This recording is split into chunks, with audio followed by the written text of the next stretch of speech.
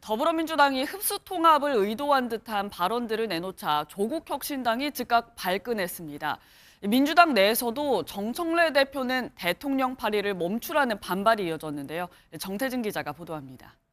조국혁신당의 DNA도 잘 섞이게 될 것이다. 더불어민주당 당명이 유지돼야 된다는. 민주당의 이 발언 하루 만에 조국혁신당이 발끈했습니다. 흡수 합당론으로 해석되고 있습니다. 강력한 유감을 표합니다. 혁신당은 민주당이 사실상 흡수 통합을 의도한 것이라 보고 통합은 뻔한 몸집 불리기가 아니라고 반발하고 나선 겁니다. 민주당은 합당 관련 언급을 자제했고 합당과 관련한 절차는 양당 간의 문제는 논의하기에 매우 이르고 적절치 않습니다. 이해찬 전 총리 애도 기간 동안 정쟁 발언 자제를 당부했지만 당내 반발은 수그러들지 않고 있습니다. 이현주 최고위원은 정청래 대표의 합당 추진이 이재명 대통령과 교감 속 이루어졌다는 주장에 대통령 발의를 멈추라고 경고했습니다. 계속 이렇게 이용을 하지 않습니까? 대통령 발의를 그만해야 된다라고 분명히 말씀드리고 합당이 정 대표의 연임용이라는 의심도 연일 제기됩니다. 지선 승리는 명목이고 8월 전대를 위한 것 아니냐는 그런 의견들이 있습니다.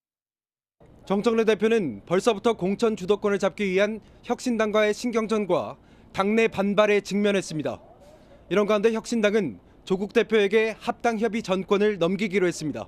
지금 관련해서 뭐 다양한 의견들이 지금 존재하는데 막 너무 날선 공방보다는 세상에 존재하는 의견을, 왜냐하면 이게 다 이제 또 민주화 아니겠습니까? 네, 의견을 서로가 좀 공유하고 그 가운데 가장 합리적인 의견을 또 채택하는 거 아니겠습니까? 네. 사실 저희가 그 조국 혁신당하고 사이가 좋습니다. 네. 우당이기도 하고 또 역할이 약간 분담되어 있는 느낌이거든요. 네네. 국회에서 보면. 그래서 우리보다 약간 왼쪽에서 이렇게 뭐 우리가 이제 거대 집권 여당이다 보니까 말하기가 뭐 한 그런 것들이 있어요. 사실 이혜훈 후보 같은 경우 그럴 수 있잖아요. 네.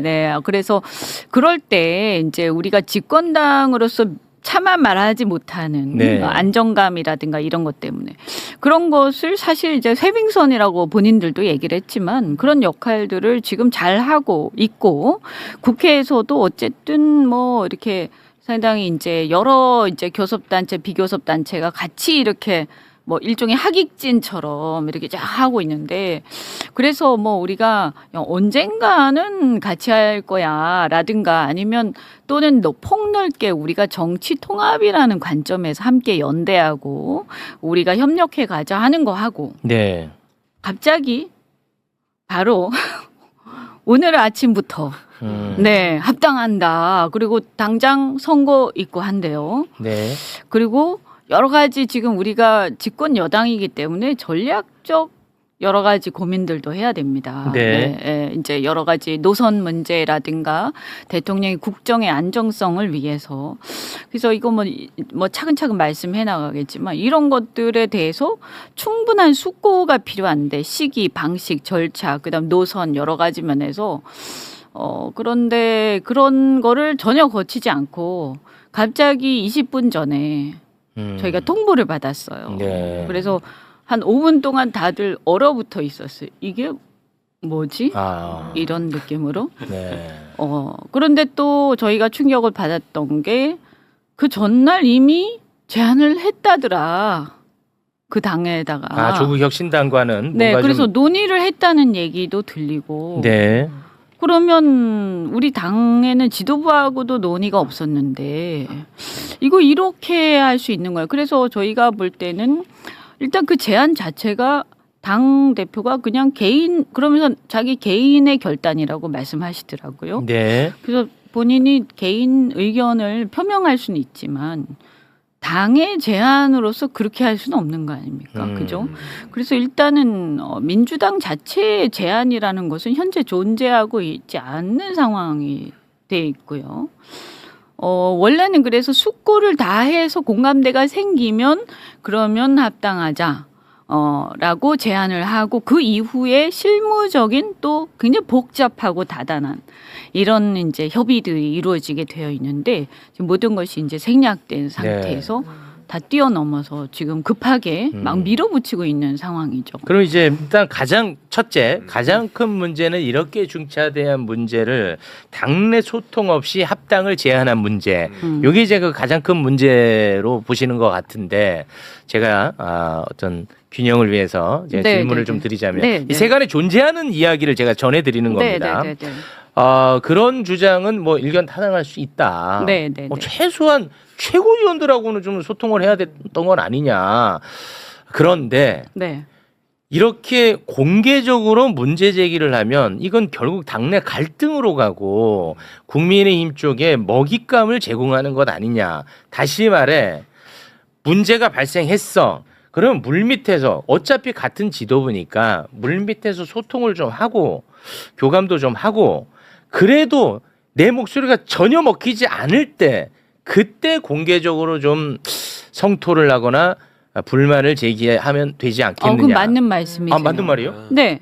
그래서 그래요? 우리가 20분 전에 그 얘기를 딱 듣고 한 5분 정도 얼어붙어 있다가 네네네네. 잠깐만 네.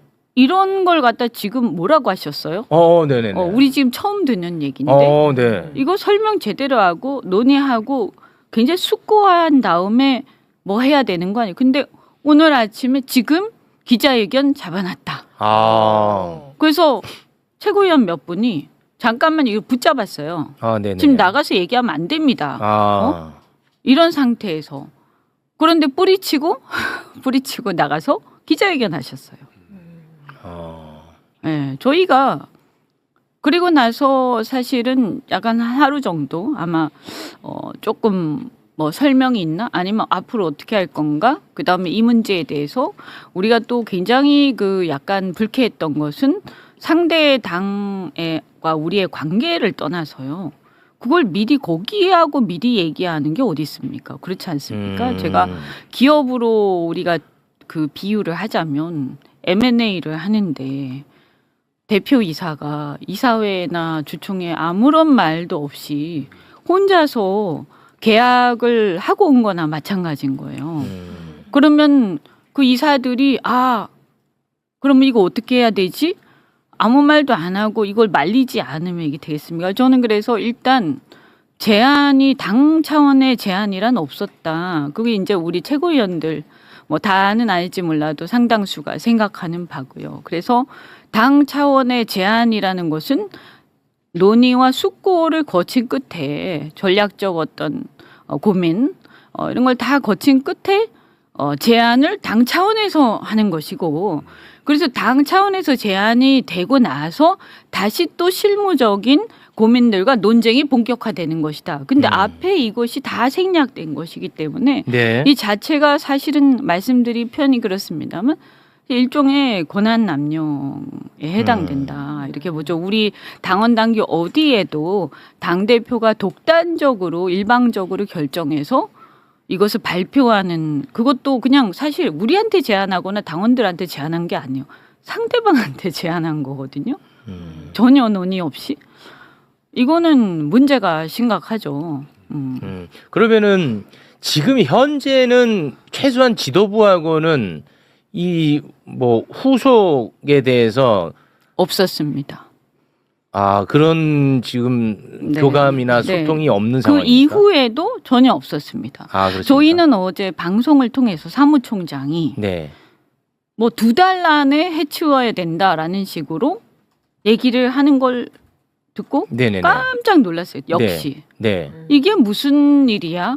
말씀드린 것처럼 숙고 후에 제안이 당 차원에서 있고 만약에 제안하기로 우리가 결정이 되면 그죠? 네. 그리고 나서 그 이후부터 저쪽이 화답이 오면 그 이후에도 실무적인 절차가 상당히 진행이 필요합니다. 왜냐하면 그래도 또 깨질 수도 있어요. 여러 가지 노선이라든가 정책이라든가 또 뭐 이런 얘기해서 그렇지만 이게 그냥 흡수냐 아니면 지분을 주는 거냐. 복잡한 문제가 남아있죠. 이런 굉장히 네. 그거는 제안이 제대로 된 다음부터 또 그게 있습니다. 근데 네. 제안부터가 이렇게 돼버리니까 네. 저희 되게 황당했는데 그래서 문제 제기를 했습니다. 네네. 같이 네. 같이 모여서 했는데 그 이후에도 별다른 설명이나 아무것도 없고 심지어는 못을 박아서 3월 달쯤에 3월까지인가 뭐 끝내야 된다 이러면서 일방적으로 사무총장이 저희는 그래도 선출직 최고위원들입니다. 네, 2달 안에 정리해야 된다고 네, 그 조승래 얘기도 사무총장이 저희가 얘기했습니다. 언론을 통해서 알았습니다. 네. 그러면 우리 수석 최고위원님은 네. 합당 자체에 대해서는 어떤 생각을 갖고 계세요? 저는 이게 이렇습니다. 네. 통합의 지론을 갖고 있는 거 하고요. 네. 그죠? 그리고 뭐 우리가 우당으로서 함께 연대해서 협력하는 관계다 생각하는 것하고 실질적으로 우리가 합당을 통해서 모든 것을 공유하고 조율해서 뭔가를 변화를 일으키는 것. 네. 그것은 다른 문제고요. 또 이것은 사실은 만약에 한다고 결정하더라도 지금 할 건지 총선 전에 할 건지 대선 전에 할 건지 시기의 문제. 그죠? 그리고 그러면 지분을 인정할 건지 흡수합당할 건지 그죠? 그다음에 또 노선을 대통령께서 오랫동안 지금 공을 들여서 중도 실용이라는 게 국민들한테 신뢰를 지금 구축해 가는 중인데 네. 여기에서 특히 이제 조국 혁신당이 우리보다 좀 더 강력하게 왼쪽에서 목소리 내는 부분들이 있는데 이런 것들에 대해서 우리가 이걸 고려할 때 정권 초기에 이렇게 섞어 놓는 것이 전략적으로 서로 바람직한 건지 여러 가지를 숙고해야 한다라고 생각합니다. 네. 그게 서로에게 도움이 안 될 수도 있다. 이렇게 생각하는 거죠. 그러니까 합당 자체가 좋다 싫다가 아니라 네. 그런 이야기를 우리가 좀 깊이 있게 좀 맞습니다. 나눠보자. 네네네네. 그래서 플러스 그런 거죠. 마이너스해서 플러스가 되는 쪽으로 좀 가자라는 생각이시군요. 그렇죠. 그래서 우리가 대선 때도 합당을 하지 않았어요. 네. 그리고 이제 비례 정당으로 가지 않았습니까?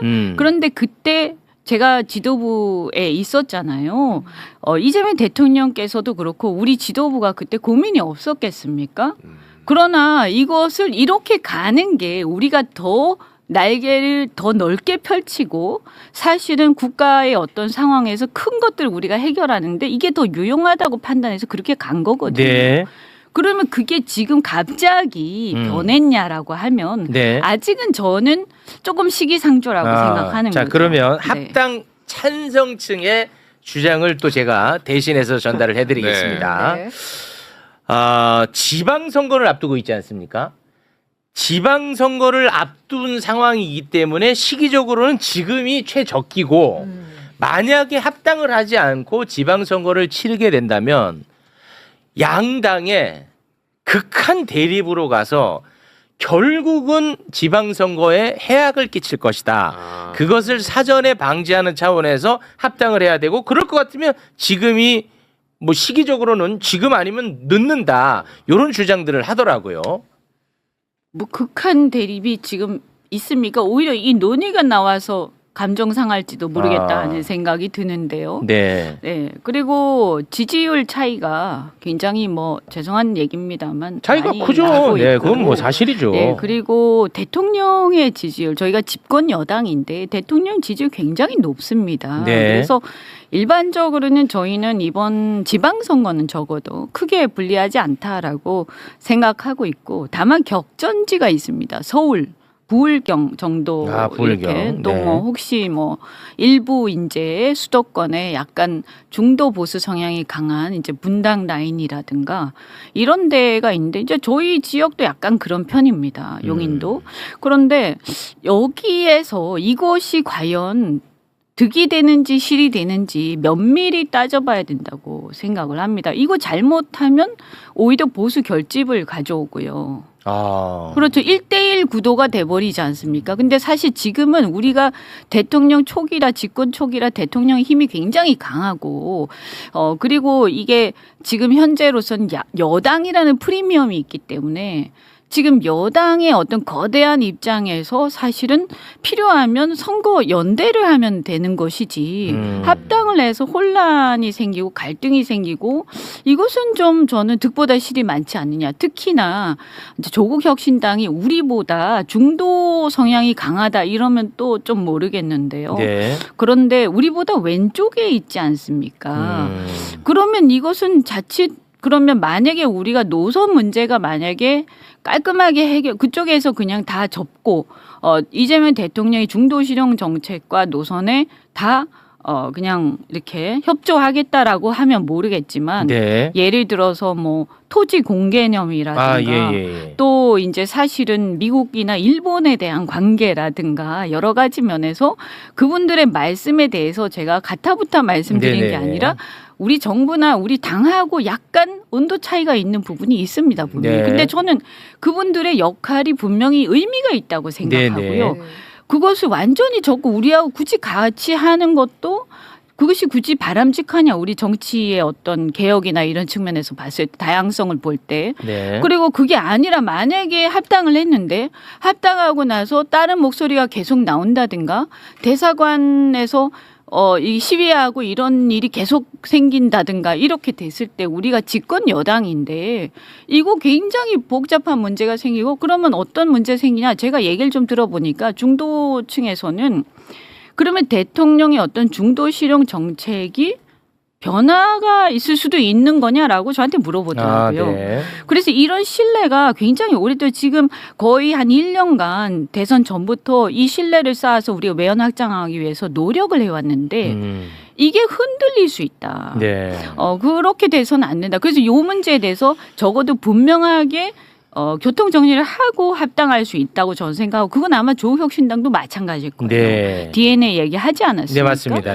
그런데 저는 선거가 바로 목전에 있다 보니까 이 문제로 갑론을박하다 보면 쓸데없는 논란만 커지고 우리가 대통령 지지나 이런 부분에서 중도층 흔들릴 수 있는 계기를 제공할 수 있고 특히 다른 지역은 모르겠는데 격전지 서울이라든가 다소 보수적인 부울경에서 저는 변수를 만들 수 있다. 근데 지금은 사실 솔직히 말씀드리면 대통령의 안정감만 가지고 가도 오히려 우리가 할 만하다고 생각하거든요.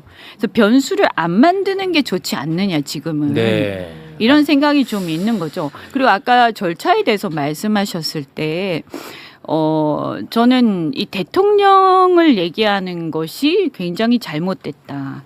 이렇게 대통령. 합당과 관련해서 대통령을 언급하는 것 자체. 네네네. 그리고 또 그 사실은 얘기는 저희가 안 하는 게 좋을 것 같아요. 왜냐하면 이거는 뭐 당무개입 논란도 있을 수 있는 것이고 굉장히 예민한 이슈이기 때문에 그 얘기는 아예 그냥 거론을 안 하는 게 좋을 것 같아요. 그래서 제가 이제 그냥 우리 당의 마지막 당 공보국의 공식 발표가 있습니다. 민주당 공보국. 네. 이게 이제 청와대에서도 이 문제에 대해서 문제 제기 이제 얘기 요청이 있었던 걸로 알고 있는데요. 이게 이게 어떤 얘기냐? 정청래 대표는 합당 제의와 관련하여 대통령과 전혀 논의한 바 없음을 다시 한번 밝힙니다. 이게 마지막 주제예요. 그래서 이거는 오해가 없었으면 좋겠고요. 이런 얘기를 더 하지 않아요. 왜냐하면 일부에서 이제 대표의 측근들이 일부에서 이제 비공개 자리에서 설마 대통령이 아무 말씀도 안 하시고 이렇게 얘기를 해가지고 이게 와전돼서 굉장히 부적절한 굉장히 이거 예민한 이슈예요. 그래서 이거는. 절대 안 됩니다. 제가 안 돼. 이거를 경고를 좀 했습니다. 그래서 절대로 안 된다라는 그렇습니다. 것을. 그 지금 합당 문제로 굉장히 시끄럽지 않습니까? 근데 이제 이건 제 개인적으로는 이 갈등을 증폭시키는 쪽으로 가는 것이 저는 가장 우려스럽거든요. 그렇습니다. 왜냐하면 그러면 결국 도움되는 거는 국민의힘일 거 아니야. 그러면 저는 정말 너무나 괴롭거든요. 그래서 이 이슈에 대해서 저는 나름 굉장히 조심스럽게 지금 접근을 하고 있습니다. 나름대로. 이제 그러다 보니까 지금 사실 한쪽에서는 최욱이 정청래 대표를 공격한다고 욕을 먹고 있고요. 또 한쪽에서는 정청래 대표를 또 쉴드 친다고 욕을 먹고 있는 상황입니다. 자, 그래서 결국은 갈등을 최소화하는 방향으로 어찌됐든 이제 절차를 밟아가야 될 겁니다. 그 책임이 있는 분입니다. 왜냐하면 민주당의 지도부에서 사실 뭐 서열이라는 표현은 맞는지 모르겠지만 수석 최고위원입니다. 책임이 있는 분이에요. 그렇잖아요. 이것을 앞으로 어떤 절차를 밟아서 어떤 식으로 갈 것인지에 대한 말씀을 좀 듣고 싶어요. 뭐 이거 제가 혼자서 이 자리에서 그럴 수는 없겠습니다만 결론적으로 단정적으로 말씀드릴 수 있는 건 아니고 그냥 제 개인적인 생각입니다. 제가 생각할 때는 우선 대표가 혼자 독단적으로 결정하고 독단적으로 그 상대한테 논의하고 그리고 독단적으로 지금 발표해서 기자회견하면서 제안을 한 것에 대해서 네. 이것은 당의 입장으로 그 절차를 밟은 게 아니기 때문에 이걸 가지고 사실은 얘기하는 것 자체가 사실 조국혁신당에 대해서도 결례입니다. 제가 네. 생각할 때는. 그래서 오늘 보니까 어쨌든 내부 논의를 좀 먼저 했으면 좋겠다라고 이렇게 잘 보셨던데 그래서 이 문제는 논의를 하는 처음부터 그 처음의 절차부터 시작을 해야 되는 거고요. 하고 싶으면. 그래서 당내 논의 아까 제가 말씀드린 전략적 여러 가지 포석들 여러 가지를 고려를 해서 일단 시기 네. 예를 들어서 총선 전에 할 수도 있고 네네. 대선 전에 할 수도 있잖아요. 네네네. 근데 이제 대개 보면 대선 때는 진영 대 진영의 1대1 구도가 성립하기 때문에 대부분 그때 하거나 아니면 늦더라도 뭐 예를 들면 총선 전에 한다든가 이런 게 있고요. 그다음에 합당이 아니라 연대하는 네네. 방식도 있고요. 네. 굉장히 여러 가지가 있지 않습니까? 네. 그래서 우리가 그런 모든 것을 가지고 그다음에 아까 말씀드린 국정에 미칠 영향 네. 이런 것까지 그러면 노선 어떻게 할 거냐 네. 가지고 일단 내부에서 최고 지도부 그다음에 의원들의 의총 이런 것들을 통해서 네. 내부 수렴을 이렇게 처음부터 다시 해야 된다.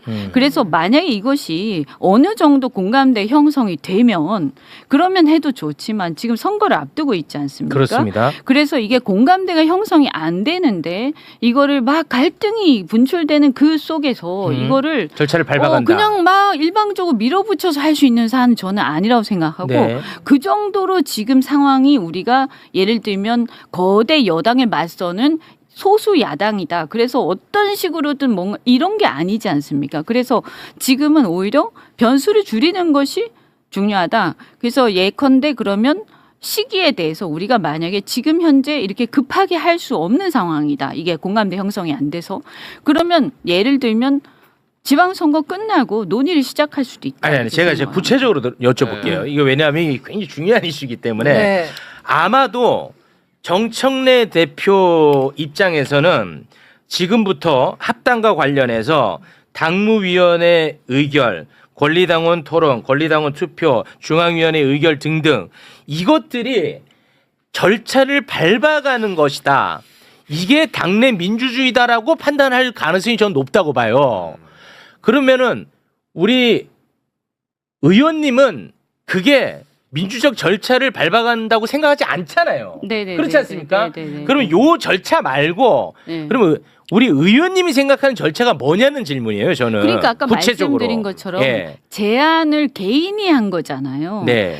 제안을 당이 해야 되는 거죠. 네. 그러면 제안을 당이 한 다음에 절차를 밟는 거예요. 그럼 최고위원회에서 이 이야기를 우리가 좀 다시 좀 깊이 있게 논의해 보자는 입장이시군요. 최고위원회도 그렇고 네. 의총에서도 의총에서? 그렇고 아. 이것을 어느 정도 해서 최소한 있잖아요. 만장일치는 아니더라도 공감대가 어느 정도 형성된 상태에서 우리 당의 제안을 상대하게 하는 것이 예의라고 저는 생각을 하고요. 지금 그런 걸 다 생략하고 혼자 제안해놓고 개인적 차원에서 혼자 제안해놓고 그런데 상대방이 모색 이거를 검토해라. 그러면 그 다음에 우리가 거꾸로 이거를 갖다가 그때부터 막 논의를 해나간다. 그럼 그때 막 분출이 된다. 이게 막 갈등이 표출이 되고 이거는 저는 아니라고 생각해요. 네. 일단 모아서 이게 공감대가 형성이 되면 그때 제안해서 논의를 시작하는 게 맞고요. 그리고 만약에 이것이 말씀드린 것처럼 저는 이게 안에서 공감대 형성이 잘 안 돼. 왜냐하면 이게 그럴 수도 있는 게 사실 지방선거 공천을 앞두고 있기 때문에요. 지방선거는 출마자 숫자가 가장 많은 선거입니다. 이해관계가 엄청 얽혀있겠죠. 이거를 우리가 예. 정말 이거 조정하기가 어렵습니다. 쉽지 않겠죠. 또 만약에 지분 문제가 들어가면 그건 뭐 하지 않는다고 난리가 했으니까. 납니다. 그러면 네. 만약에 안 한다라고 그건 하지 하면 않는 것으로. 저쪽에서도 또 문제 제기가 있을 거고요. 흡수합당이라고 네, 뭐 그거는 봐야 또 되니까. 예민할 수 있죠. 그러면 이제 그런 부분들이 지금 불과 사실은 이미 예비 후보 자격 심사 절차가 개시가 됐습니다. 네. 그래서 이걸 억지로 막 밀어붙여서 갈등을 상존하는 상태에서 하면 사실 우리가 그 전에요 사이가 나빴던 게 아니거든요. 네, 네. 근데 지금 이것 때문에 사이가 나빠지게 생겼다.